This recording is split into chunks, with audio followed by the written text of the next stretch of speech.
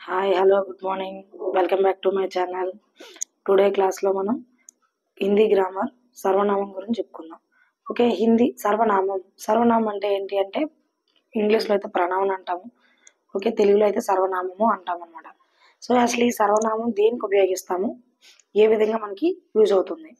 So అంటే ఏంటి, for example మనం ఒక వ్యక్తిని పిలిచేటప్పుడు ఒకే వ్యక్తిని మనం ఒక 10 టైమ్స్ వర్క్ కోసం పిలుస్తున్నాం. అంటే ఫర్ ఎగ్జాంపుల్ రాము ఇక్కడికి రా, రాము ఇది తీయు, రాము ఇది చెయ్యు, లేదా రాము అది ఇవ్వు.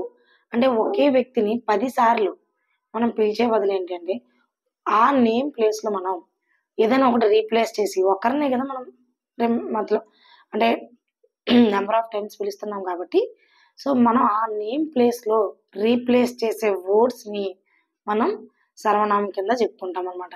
అంటే ఇంగ్లీష్లో అయితే రీప్లేస్ ద నౌన్ వర్డ్స్, అంటే నౌన్ యొక్క వర్డ్స్ మనం రీప్లేస్ చేసినట్లయితే, నౌన్ ఏదైనా నేమ్ అంటే ఇప్పుడు చెప్పాను కదండి. ఫర్ ఎగ్జాంపుల్ మనం ఎవరినైనా ఫోన్లో అడిగేటప్పుడు రాము బాగున్నాడా, రాము తిన్నాడా, లేదంటే రాము స్కూల్కి వెళ్ళాడా, లేదా రాము కూర్చున్నాడా అని అడుగుతాం కదా. అలా కాకుండా రాము బాగున్నాడా, అతను తిన్నారా, అతను స్కూల్కి వెళ్ళాడా, లేదంటే అబ్బాయి స్కూల్కి వెళ్ళాడా, వాడు స్కూల్ నుంచి వచ్చాడా, వాడు ఏం చేస్తున్నాడు, ఎలా ఉన్నాడు. సో అంటే ఏంటి, మనం తెలుగులో ఎలా అయితే ఇలా ట్రాన్స్లేట్ చేస్తున్నామో అలాగే హిందీలో కూడా అదే మనం ఒక పేరుని తీసుకుందాం, సీత అని. సో సీత క్యా కర్ రహా హై, సీత ఖానా ఖా లియా, సీత సో రే, లేదా సీత కహా గయి. అంటే ఇలా నెంబర్ ఆఫ్ క్వశ్చన్స్ అనేవి మనం రైట్ చేస్తాం, కానీ అడిగేది ఒక సింగిల్ పర్సన్ కోసమే. అలాంటప్పుడు ఏం చేయాలి అంటే, మనం ఆ సింగిల్ పర్సన్ గురించి అడిగేటప్పుడు మనం ఆ సీత సీత అని మనం 10 టైమ్స్ పిలిచిన ప్లేస్లో సీత కైసే హే అని ఒక్క వర్డ్లో సీత అనేసి నెక్స్ట్ నుంచి క్యా కర్ రహే హై, నహీ తో ఇస్నే క్యా కర్ రహే హై, వా క్యా కర్ రహా హై, వా, ఇలా మనం ఏంటి అంటే దాని ప్లేస్లో ఏదైనా ఒక సర్వనామానికి రిలేటెడ్గా ఉండే ఒక వర్డ్ని మనం పెట్టి చేసినట్లయితే దాన్ని మనం ఏమంటామంటే సర్వనామం వర్డ్. అంటే ఏంటి అంటే సంజ్ఞాకే బదలే ఆనే వాలే శబ్దంకో సర్వనామ్ कहते हैं. Okay, once again repeat. So సంజ్ఞాకే బదలే అంటే ఏదైనా మనం సంజ్ఞ అంటే ఏంటి, ఆల్రెడీ మనం లాస్ట్ క్లాస్లో డిస్కస్ చేసుకున్నాం. ఇన్ కేస్ ఎవరైనా చూడకపోయినట్లయితే అది చూసిన తర్వాత ఇది చూడండి, అప్పుడు అర్థమవుతుంది. సంజ్ఞాకే బదలే ఆనే వాలే శబ్దంకో సర్వనామ్ कहते हैं. అంటే ఏంటంటే సంజ్ఞ ప్లేస్లో రీప్లేస్ అయ్యాలంటే వర్డ్స్ని మనం సర్వనామం కింద చెప్పుకుంటాము. ఓకే, దానికి ఎగ్జాంపుల్గా చూడండి, ఇక్కడ ఏమి ఇచ్చాను, మై నేను. ఓకే, నేను స్కూల్కి వెళ్తున్నాను, నేను తింటున్నాను, నేను చేస్తున్నాను. ఓకే, నెక్స్ట్ తుమ్ నువ్వు, యహ వహ ఏ వే హమ్ ఆప్ కౌన్ క్యా కోయి. ఇలాంటి ఇంకా రిమైనింగ్ బోల్డ్ టర్మ్స్ ఉన్నాయి కాబట్టి అది అని నేను చెప్పడం జరిగింది. అంటే ఏంటంటే ఎక్సెట్రా కింద. సో అంటే ఏంటంటే నువ్వు, అతడు, ఆమె, వాళ్ళు, వీళ్ళు, హమ్ మనము, ఆప్ మీరు. ఈ కౌన్ క్యా అనేవి ఏంటి అంటే మనకి యాక్చువల్గా ఇందులో టైప్స్ ఉంటాయి.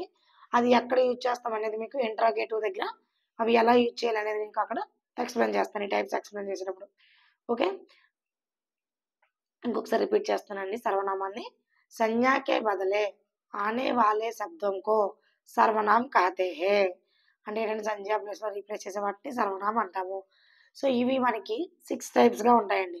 సంజ్ఞాకే చూడండి, సర్వనామంకి చే భేద్ హే అంటే సర్వనామానికి ఎన్ని టైప్స్లో ఉంటుందండి, 6 టైప్స్లో. సో ఫస్ట్ వన్ పురుషవాచక సర్వనామం. మళ్ళీ ఆ పురుషవాచక సర్వనామం అనేది మళ్ళీ 3 టైప్స్గా డివైడ్ అవుతుంది.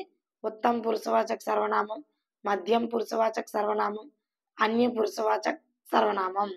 నెక్స్ట్ సెకండ్ వన్ నిశ్చయవాచక సర్వనామం, నిశ్చయవాచక సర్వనామం. థర్డ్ వన్ అనిశ్చయవాచక సర్వనామం.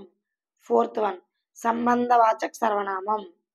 ఫిఫ్త్ వన్ ప్రశ్నావాచక సర్వనామం. లాస్ట్ వన్ నిజవాచక సర్వనామం. ఇలా మనకి ఏంటి అంటే సర్వనామాన్ని 6 టైప్స్గా డివైడ్ చేయడం జరిగిందనమాట. అంటే ఇప్పుడు ఏవైతే మీకు ఎగ్జాంపుల్లో కొన్ని వర్డ్స్ చెప్పాను కదా, ఆ వర్డ్స్ని అంటే ఏ సర్వనామంలో యూజ్ చేస్తాము, ఏ టైప్ ఆఫ్ సర్వనామంలో యూజ్ చేస్తాము అనేది మనం సపరేట్ చేసుకుంటూ ఉంటాం అనమాట.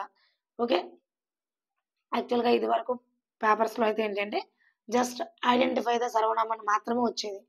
బట్ ఇప్పుడున్న పేపర్స్‌లో ఏంటి అంటే సర్వనామం ఏ టైప్ ఆఫ్ సర్వనామం కూడా అడుగుతున్నారు. లేదు అంటే ఆహ్, ఇంకా ఫర్ ఎగ్జాంపుల్ ఒక సెంటెన్స్ ఇచ్చి ఇందులో నిశ్చయవాచక సర్వనామాన్ని ఐడెంటిఫై చేయండి అని చెప్పేసి इसमें निश्चयवाचक सर्वनामों को पहचान कर लिखिए, नहीं तो ये वाक्य में ప్రశ్నవాచక సర్వనామం కో పహచాన్ కర్ లిఖియే అంటే ఏంటంటే క్వెషన్స్‌ని ఇప్పుడు మనకి అంటే తిప్పి అంటే జంబ్లింగ్ చేస్తూ మనకి చాలా టైప్స్‌లో అడుగుతున్నారు కాబట్టి ప్రతి ఒక్కటి కూడా తెలుసుకోవడం చాలా మంచిది.